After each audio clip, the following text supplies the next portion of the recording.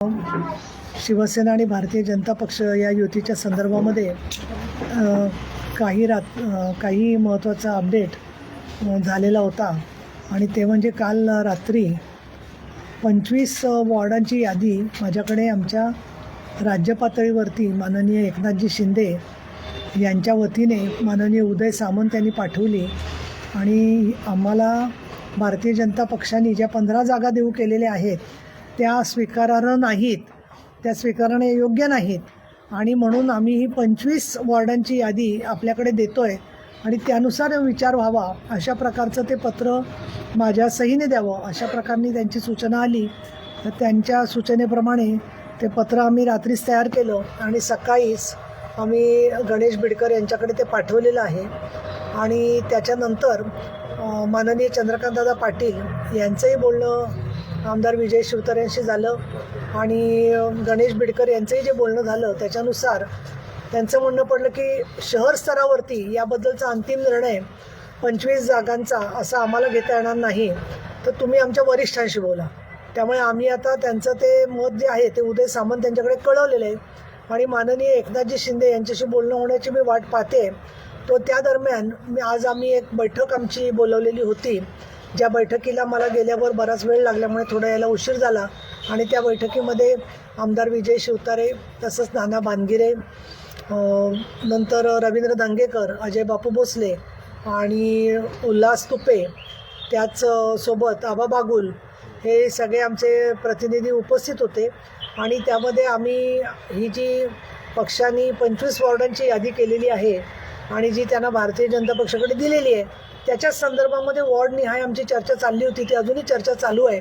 आणि हा जो प्रश्न आहे शिवसेना भाजप युती होणार किंवा नाही, हा आमच्या पक्षश्रेष्ठी मध्यवर्ती म्हणजेच माननीय शिंदे साहेबांच्या अखत्यारीमध्ये अनिर्णित आहे. ते आम्हाला जसं मार्गदर्शन करतील त्याप्रमाणे लवकरात लवकर निर्णय घेण्याचा आमचा प्रयत्न आहे. त्याच्यामुळे आजच्या घडीला तरी युतीच्या संदर्भातली बोलणी जी आहेत ती विचाराधीन आहेत आमच्या बाजूनी तरी, असं मी म्हणू शकते. काही नाना भानगिरे जे आहेत ते तडकाफडकी निघून गेल्याची बातमी आली. काय झाले नेमकं बैठकीत? तुमच्या नेत्यांतर्गत दंगेकर एक बोलतात, नाना भानगिरे एक बोलतात, शिवतारेंचं वेगळंच काहीतरी कार्यकर्ते टीका करतायत. काय बैठकीत अंतिम निर्णय पाळला जात नाही का? काय होते काय? मला असं वाटतं की आता बघा, लोकशाहीमधला चौथा स्तंभ म्हणजे तुम्ही आहात. तर प्रत्येक वृत्तपत्राने बातमी तीच दिली तरी भाषा वेगळी असते, त्याच्यानंतर त्यातलं काहीतरी तपशील वेगळा असू शकतो किंवा 2 व्यक्ती आहेत म्हटल्यावरती प्रत्येकाची भूमिका थोडीफार वेगळी असते. पण सगळेजणं पक्षाच्या चौकटीमध्ये आणि माननीय शिंदे साहेबांचं नेतृत्वानुसार त्यांच्या मार्गदर्शनानुसारच काम करतायत.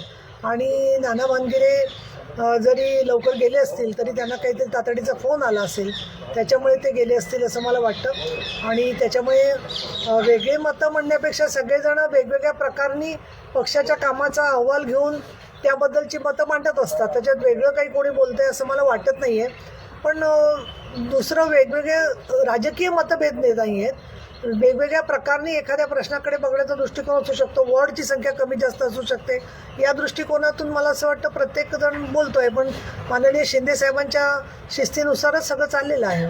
नाना भानगिरे जे आहे ते हडपसर मतदारसंघातल्या वॉर्डावर जास्त त्यांचा म्हणजे जोर आहे मागण्यासाठी, त्यामुळे काही मतभेद होत आहेत. मला असं वाटतं पक्षांतर्गत बाबींवरती राजकीय अशा चर्चा वृत्तपत्रांच्या समोर बोलणं हे मला योग्य वाटत नाही आहे. आणि दुसरं असं प्रत्येकाचा एखाद्या प्रभागावरती वर्चस्व असतो, तर त्याच्यामुळे एखाद्या माणसाचं तिकडे कामं असेल तर त्यांना अपेक्षा असते की तिथे स्थान मिळावं. त्या संदर्भामध्ये इथे जे आता काल काही कार्यकर्ते आले होते त्यांचं म्हणणं होतं की तुम्ही स्वतंत्र लढा. तर हा निर्णयसुद्धा माझ्या अखत्यारीत किंवा कोणाही एकाच्या अखत्यारीतला नाही आहे. हा निर्णय जो आहे तो पक्षश्रेष्ठी ठरवतील त्याप्रमाणे होईल, हे मला तुमच्यामार्फत सगळ्या जनतेलाही सांगायचं आहे. आणि आम्हाला आता असं वाटते की लवकरात लवकर आता या संदर्भातला निर्णय होऊन प्रत्यक्ष प्रचाराची सुरुवात जेवढी होईल तेवढं चांगलं होईल. काही नाना भानगिरे आणि विजय बापू शिवतारे यांच्यामध्ये बाचाबाची झाली, त्यानंतर त्यांच्या डोळ्यात अश्रू होती, नाना भानगिरेंचे ते जात होते, असे फुटेज समोर आलेले. त्यांच्यामध्ये काहीतरी झालंय बैठकीत. तुम्ही ते त्यांनाच विचारा, कारण मला तर काय असं वाटलं नाही की मी बरेच वादविवाद सभागृहातसुद्धा पाहिलेले आहेत, पण असं काहीतरी तीव्र स्वरूपाचा वादविवाद झाला असं मला वाटत नाही आहे. नाना भानगिरेच त्याच्यावरती बोलतील असं मला वाटतं. काही जे 25 जागांची तुम्ही मागणी करतायत पण भाजपकडनं त्याला सकारात्मक प्रतिसाद भेटत नाहीये, तर पुढचा निर्णय तुम्ही काय ठरवलाय? म्हणजे की नेमकं काय होणार आहे जर 15 जागांवरच भाजप अडून राहिलं तर? ते याबद्दल तुम्हाला तर माहिती आहे की काय पर्याय आहेत उपलब्ध ते, आणि त्यामुळे याबद्दल सारासार विवेक सगळीकडे महाराष्ट्रामध्ये महायुतीच्या चर्चांमध्ये काही ठिकाणी होत आलेले आहेत, काही ठिकाणी होत आहेत, काही ठिकाणी विचाराधीन आहेत, काही ठिकाणी थोडेसे चर्चा चाललेली आहे. त्यामुळे प्रत्येक ठिकाणी महायुतीचं वेगवेगळं हे आहे, परिस्थिती आहे. अशा वेळेला कुठल्याही निर्णयापर्यंत अजून आम्ही आलो नाही आहे. पर्याय काय आहेत काय नाही आहेत किंवा याबद्दल जोपर्यंत इकडे आम्ही चर्चेच्याबद्दल सकारात्मक त्यांच्या राज्यस्तरीय नेतृत्वाकडून अपेक्षा ठेवतोय तोपर्यंत या संदर्भात काही बोलणं हे योग्य होणार नाही असं मला वाटतं. राष्ट्रवादीसोबत तुमची बोलणी चालू आहे का? हे मी माध्यमांमधून मी पण ऐकलेलं आहे, परंतु मला याची काही माहिती नाही आहे की अशी काही चर्चा चालली. असं आहे, तर माननीय शिंदेसाहेब आज रात्रीपर्यंत काय ते कळवतील, त्यामुळे त्यानुसार निर्णय घेणं सोपं होईल असं मला वाटतं. ताई, काल काही पदाधिकारी मुंबईला गेले होते जेव्हा इथं आंदोलन सुरू होतं, त्यावेळेस त्या पदाधिकाऱ्यांना सांगण्यात आलं की जर भाजप आपलं ऐकत नसेल तर प्लॅन बी तयार ठेवा. प्लॅन बी म्हणजे अजित पवारांची राष्ट्रवादी आहे का? नाही, प्लॅन बी वगैरे काय सांगितलं मला साहेबांचं माझं बोलणं झालं 2-3दा, पण असं काही प्लॅन बी वगैरे मला साहेब काही बोललेलं नाही आहे, त्यामुळे मी काही त्याच्यावरती भाष्य करणार नाही. काही भारतीय जनता पार्टीचे जे स्थानिक खासदार आहेत त्यांच्या एका हॉस्टेलच्या प्रकरणामध्ये शिंदे गटाचे रवींद्र दंगेकर यांनी जी भूमिका घेतली, त्यामुळे भाजपमध्ये दंगेकरांशिवाय शिंदे गट असा जो एक सूर आहे त्या संदर्भात तुमच्यापर्यंत काही माहिती आहे? मुळात आमच्या पक्षाचं कोण काम करायचं, आमच्या पक्षाचे कोण उमेदवार असतील हा त्या पक्षाचा प्रश्न असतो, आणि त्यामुळे पक्षांतर्गत मुद्द्यांवरती त्यांच्या पक्षात कोण असावं का कोण नसावं हे जसं आम्ही ठरवत नाही तसं आमच्या पक्षाचे जे भूमिका किंवा आहे काय कार्य आहे त्याच्या संदर्भात शेवटचा निर्णय हा शिंदेसाहेबांचा असतो. दुसरं असं, माझ्या माहितीप्रमाणे हा जो जैन बोर्डिंगचा विषय दंगेकरांनी हाताळलेला आहे त्याच्याबद्दल कोर्टाने सुद्धा निकाल दिलेला आहे. त्यामुळे कोर्ट जेव्हा निकाल देते एखाद्या बाबतीमध्ये, यामुळे युतीचा निर्णय लवकर होत नाहीये. मला असं वाटत नाही आहे, कारण चर्चा बाकी महाराष्ट्रभर पण चालू आहे, सगळीकडे मुंबईत चालू आहे, धुळ्यात चालू आहे, नाशिकला चालू आहे, अकोल्यात चालू आहे, नागपूरमध्ये सुद्धा युती झालेली आहे, आणि त्यामुळे असे प्रश्न वेगवेगळे असतात. त्याच्यामध्ये सुप्रशासन जेव्हा आपण म्हणतो त्यावेळेला चांगल्या प्रकारे त्याच्यात काम झालं पाहिजे हे अपेक्षित आहे. आज जैन समाजाचा केवढा मोठा गैरसमज झालेला आहे, तो गैरसमज होऊ नये या दृष्टिकोनातून काम होणं गरजेचं आहे असं मला वाटतं. 25 जागा मागताय तुम्ही, 25 जागा फायनल शिवसेना लढणार आहे का मग दिल्यानंतर, आणि युती मग होईल का? नाही, युती जर का झाली आम्ही मागितलेल्या 25 जागांवरती तर आम्ही 25च जागांवरती लढणार, पण आम्हाला ज्या पाहिजे आहेत जागा ज्याच्यामध्ये आमचं काम आहे, ज्याच्यामध्ये आम्हाला चांगली संघटना आहे त्या ठिकाणी मिळाव्यात हे आमची अपेक्षा आहे. ज्या ठिकाणी आम्ही सांगतोय की जी जागा मला नको आहे ती जागा तरीसुद्धा तुम्ही घ्या असं म्हणत असतील तर ती आम्ही नाकारणारच नाही.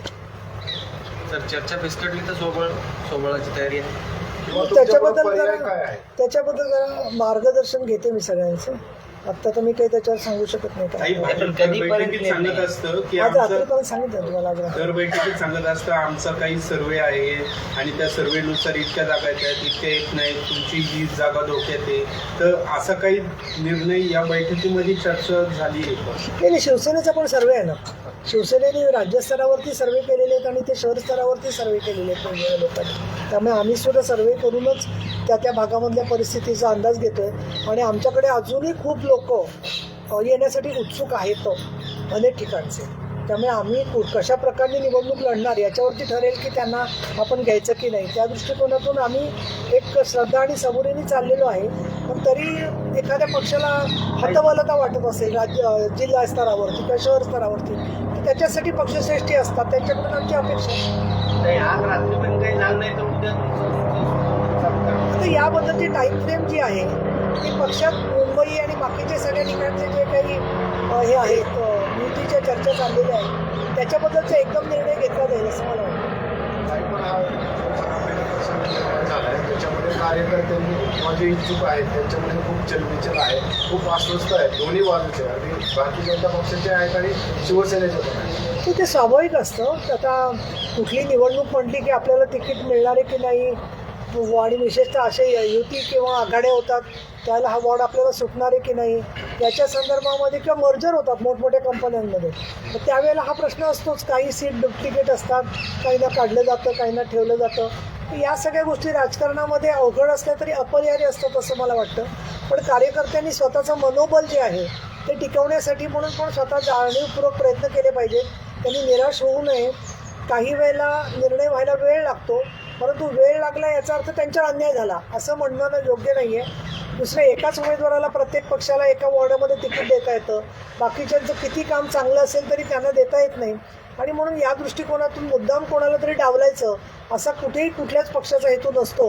आणि आमच्या पक्षामध्ये तर जे लोक मुंबईला गेले त्या प्रत्येकाचं म्हणणं माननीय शिंदेसाहेबांनी ऐकून घेतलेलं आहे. त्याच्या संदर्भामध्ये काही भूमिका घेतलेली आहे आणि ती भूमिका घेऊन पक्षाने वरून आम्हाला ज्या 25 जागा पाठवल्या त्या आम्ही परत त्यांच्याकडे दिलेल्या आहेत. त्यामुळे त्याच्यात काही थोडाफार बदल देखील त्या यादीत झालेला आहे. त्यामुळे एवढं कार्यकर्त्यांच्या इच्छेसाठीच आपण जेव्हा करत असतो तेव्हा कार्यकर्त्यांनी कुठेतरी पक्षाचे सुद्धा काही नियम चौकटी आणि शिस्त असते त्याची जाणीव ठेवणं गरजेचं आहे असं मला वाटतं. आताच नगरपालिका नगर परिषदेचा निकाल लागले, त्यामध्ये 2 नंबरला शिवसेना राहिलेली आहे.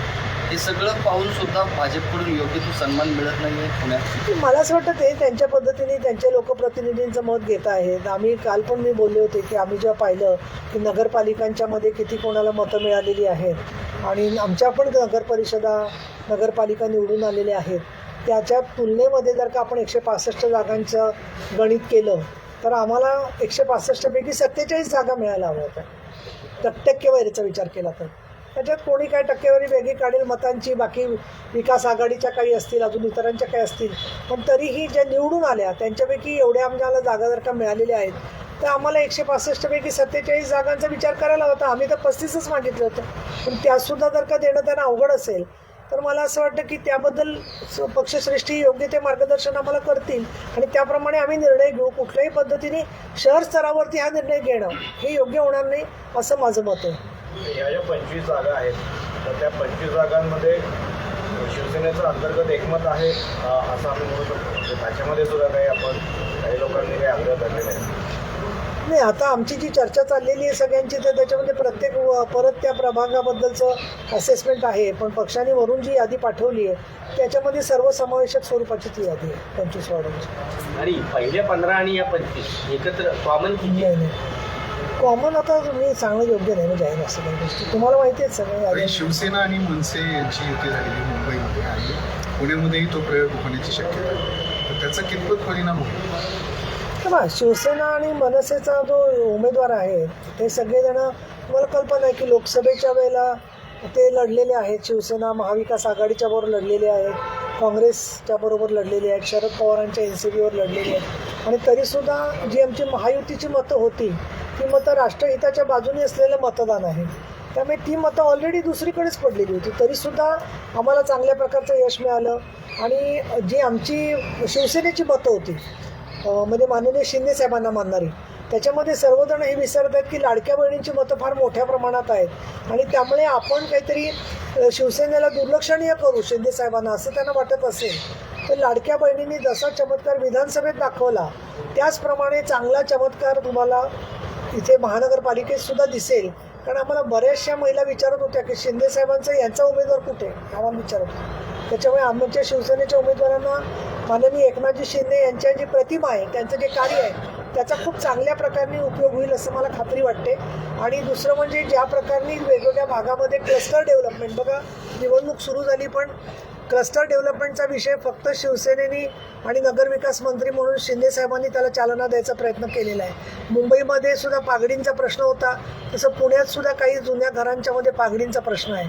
त्याचबरोबर SRA आहे, म्हाडा आहे, यांच्या कामाला गती देण्याचा आमचा जोरदार प्रयत्न चाललेला आहे आणि त्यानुसार आम्ही ते करून दाखवणार आहोत. आणि झोपडपट्टीवासियांना घरं देणं हे जे काम आहे त्याच्यामधल्या प्रलंबित राहतात अनेक विषय, त्याच्यासाठी प्राधिकरणाला गती देण्याचा आमचा प्रयत्न आहे.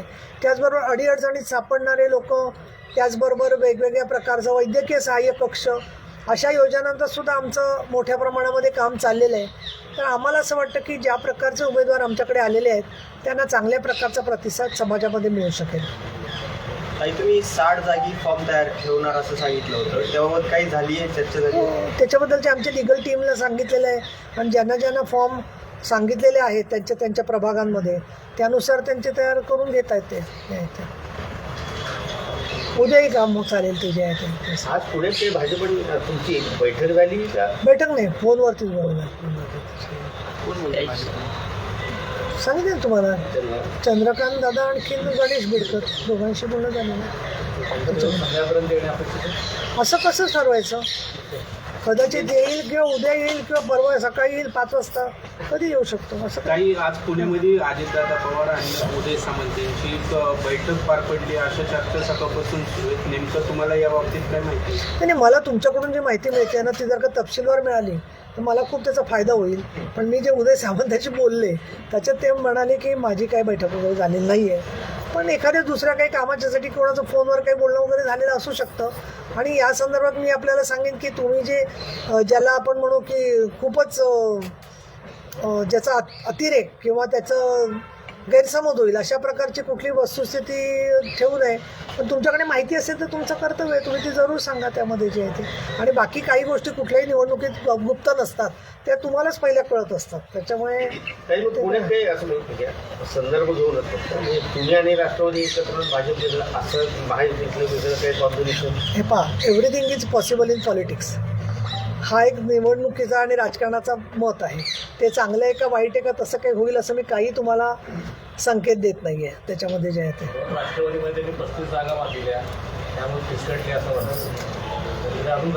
मी त्यांच्या चिन्हाचा पण प्रश्न आहे ना, कारण चिन्हाचा मोठा विषय कसा आहे, ज्याच्या चिन्हावर लढतील त्याच्यात तो पक्ष विलीन झाला असं होईल. त्याच्यामुळे चिन्हाचा तो विषय आहे. माझ्या माहितीप्रमाणे शिवसेना मनसे वेगवेगळ्या चिन्हावरतीच लढणार आहेत त्यामध्ये जे आहे ते. पण ते परत मी याबरोबर गेले काही जागा तर त्यांना सुद्धा ठरवायला लागेल, चिन्ह वेगवेगळी दाखवायला लागतील त्याच्यामध्ये जे आहे ते. काही लोकसभा, विधानसभा, नगरपालिका शिवसेनेचा स्ट्राईक रेट हा शब्द फार चर्चेला गेला. पुणे महापालिकेमध्ये कसा राहील स्ट्राईक रेट? त्याच्याचसाठी तर जागांच्या याच्या संदर्भात चर्चा चालली ना, की उगाचच कुठल्या तरी मागायच्या म्हणून जागा. युती नाही झाली तर कसं राहील? तो आता मतदार ठरवतील, जनता मतदार राजा ठरवेल कसं करायचं. पण तो चांगला राहावा असं आमची अपेक्षा आहे, उमेदवार देत असताना आणि पक्षाचं काम घेत असताना. त्याच्यामुळे ठीक आहे, चला धन्यवाद, थँक्यू. सगळ्यांना 3 वाजता बोलावलं होतं